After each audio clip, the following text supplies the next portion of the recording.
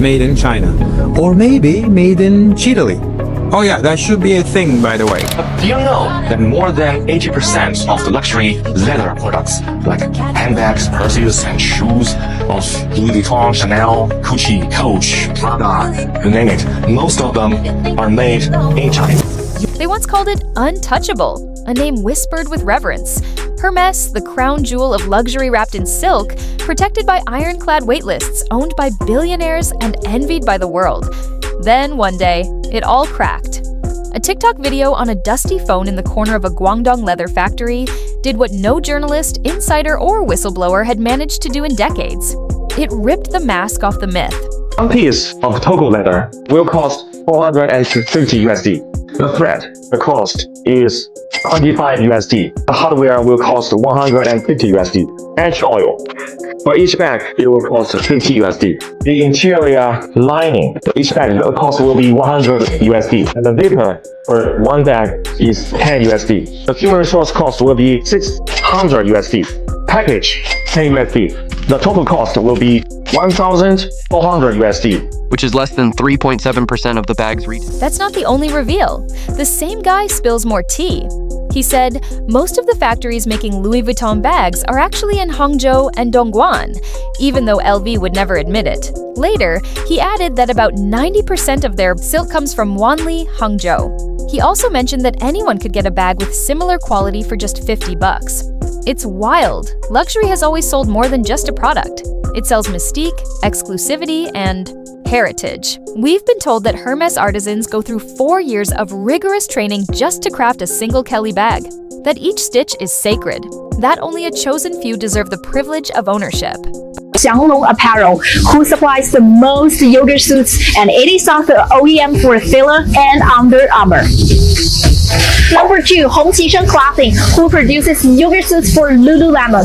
Lululemon sells this jacket for nearly $100, but here only costs you $6 to $5 with similar fabric and quality. It's not just about Hermes. This is bigger. The illusion of exclusivity is unraveling. One TikTok, one factory tour, one comment section at a time. Luxury didn't lose its shine because someone broke in. It crumbled because someone flipped the camera and showed reality. One influencer got few curious comments to make a video on Hermes, so off they went to the luxury playground known as Highland Park Mall. What followed was a rabbit hole nobody expected. After their first visit to Hermes, dozens of viewers flooded the comments section, tagging obscure Chinese manufacturing accounts. Turns out, there's a massive gray market, network-skilled artisans, hidden factories, and yes, the very same people many luxury brands have allegedly relied on for years without ever giving them credit. Some of Hermes's products are made in China, but it doesn't stop there. These same workshops also churn out goods for Chanel, IKEA, everything from bedding in Shandong to men's shoes in Shu, and tableware from Gaosan, Jiangsu. Suddenly, Made in Italy started to feel like more of a branding trick than a reality. Maybe next season it'll say Made in Chile, who knows? Because when it comes to country of origin tags, luxury brands can get, let's say, creative. Within hours, the copycat videos began to pour in. Real factory workers, actual artisans, started filming themselves cutting crocodile leather, stitching, fine silk linings, and embossing logos that looked suspiciously perfect. These weren't low-effort knockoffs. They were the real deal. And they didn't even bother hiding their faces. One video showed a warehouse wall stacked with bags marked with a bold H, each tagged with serial numbers in fancy French fonts. Another craftsman smirked at the camera and said, "Ours are better than the ones from Paris." Then came the influencer wave. YouTubers and fashion sleuths launched frame-by-frame analyses. They dissected stitches, compared zipper models, and even traced how nearly complete bags from China allegedly get shipped back to France, only to be repackaged and stamped with Made in France once the logo is pressed in. So Hermes has put out a response to China, and they have like a video in a factory sort of showing people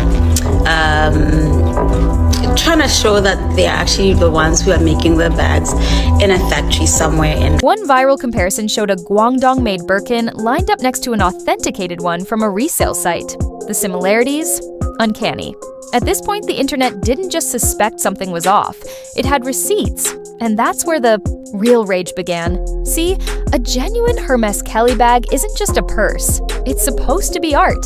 30 pieces of leather, 20 hours of labor, 4 hours just to craft the handle. No manuals, no shortcuts. Just years of training and pure muscle memory. So, to think that up to 80% of these made-in-France icons might actually be born in the heart of South China, it didn't just shake people.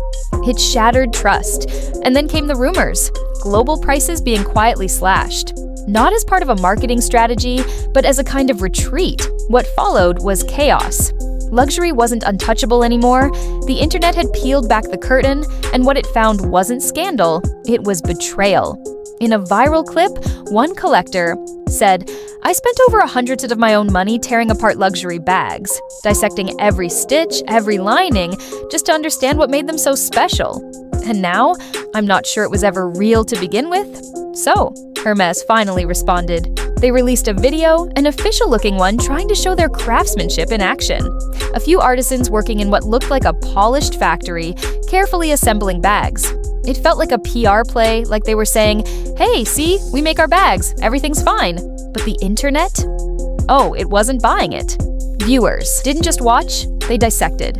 They paused the video, zoomed in, pulled out calculators, and started crunching the numbers. A $38,000 Birkin bag with production costs rumored to be around $400, that's not luxury. That's daylight robbery with a logo on it. And people felt duped deeply. TikTok turned into a courtroom overnight. One creator stitched Hermes factory video with a brutal caption like, "This is why your rent's late and your credit card's maxed. You didn't buy a bag. You bought a fantasy, and that fantasy robbed you." That single video, 14 million views in just 3 days. Even finance influencers jumped into the fire, calling Hermes the Theranos of fashion, a brand built on smoke, mirrors, and stitched-up fantasies sold to the rich and the wannabe rich. And Wall Street? It panicked. Hermes stock nosedived, shaving billions off its market value in a single afternoon. Hedge funds scrambled to dump their luxury holdings. Analysts started side-eyeing Chanel, LVMH, and Gucci, wondering if they'd be next in line. The entire luxury sector went from elite to endangered fast, but it didn't stop at viral videos and plummeting shares. The outrage spilled into the real world. In Hong Kong, protesters reportedly showed up outside a Hermes boutique, holding signs that read, "Greed in orange." One influencer was even spotted throwing a Kelly bag into a trash can, and inside Hermes HQ, full-blown crisis mode. Leaked whispers say an emergency board meeting was called. What came out of it shocked the fashion world, a global price drop up to 30% off. Some called it a business strategy. Most saw it for what it was, damage control. A white flag, proof that the fairy tale was cracking. Meanwhile, on the ground in China, things got eerily quiet. Foot traffic dropped by over 50% in 2 weeks. Sales associates stood at the ready with no one to assist. Regulars walked past the store with blank stares, ignoring the very brand they once obsessed over. Word on the street? Some stores didn't even hit their daily sales targets for the first time in years. And just like that, the whispers turned into roars. The illusion shattered. The spell broken. And Hermes no longer untouchable. China had finally had enough. The country that once stood at the center of luxury's global playground, lining up for Birkin drops and treating store openings like red carpet events, was done playing dress-up for Western brands that turned around and laughed behind the scenes, and behind closed doors at Hermes. The panic was real. During what insiders are calling an emergency earnings call, Hermes' CFO reportedly dropped the bombshell that echoed what the world was already thinking. "We've lost control of the narrative." This from a brand that built its empire on mystery and exclusivity. Silence was once their power move. Now, they were trending for all the wrong reasons, and not even their pristine leather could polish this mess. So, what did Hermes do? They pulled the emergency lever, slashing prices, first across Asia, then quietly in Europe, then finally in the US. The goal was to patch the bleeding, hold on to prestige just long enough to stop their loyal elite from fleeing entirely. But the real wound wasn't in their margins, it was in their myth. Because for a whole generation of shoppers, particularly millennials and Gen Z, this wasn't just a scandal. It was a reality check, a breaking of the spell. And inside the boardroom, full-blown crisis mode. According to whispers, the CFO told the team, "If we don't act now, our brand equity dies within 6 months." But the hardest hit wasn't coming from consumers or stockholders. It came from the people who built the Hermes brand into a global status symbol.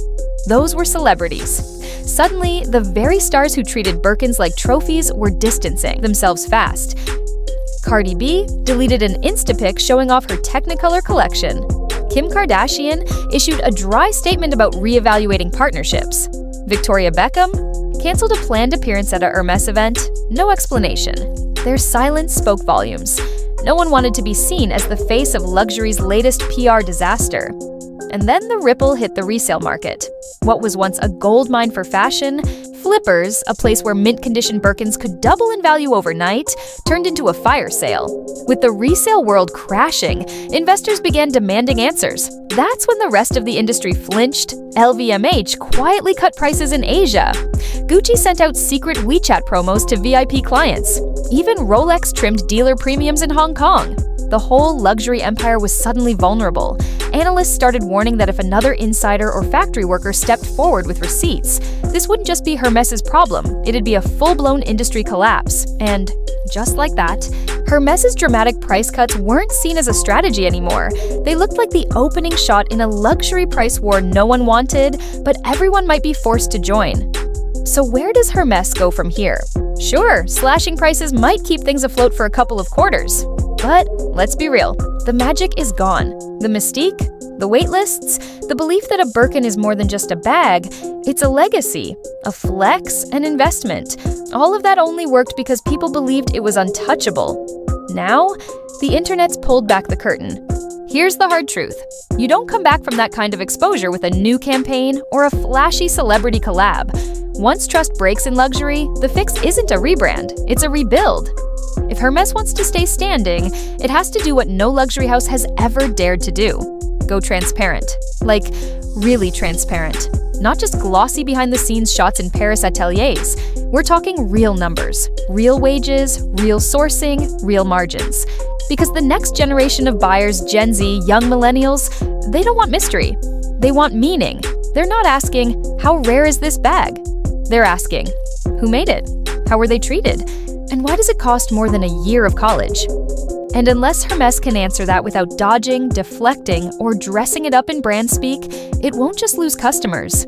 It'll lose relevance. Luxury is evolving. It's no longer about crocodile leather and velvet ropes. It's about values like clarity and conscience. And Hermes, despite its legacy, is staring down a critical choice.